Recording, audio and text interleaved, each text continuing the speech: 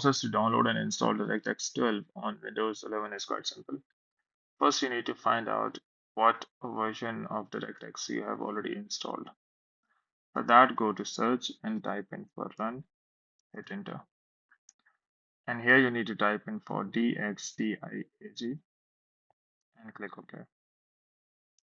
So here this will pop up and you can see DirectX version is already 12. So if in your case also, if it is already 12, just leave it. But in case if it is lower, you need to open up any browser. I've opened up Chrome and here type in for DirectX 12 web installer. Hit enter. So Microsoft website will pop up. Just go and open it. Scroll down a bit.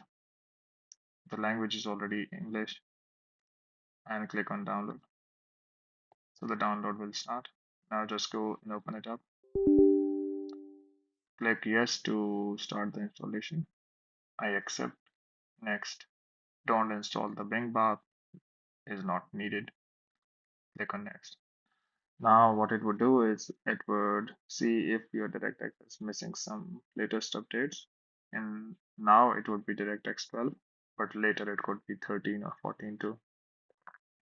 So it would automatically see if something is needed and it will let you know here.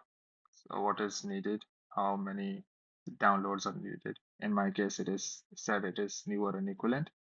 In your case, if it would ask you to download something, so you need to simply click on next and it will download and install the latest updates.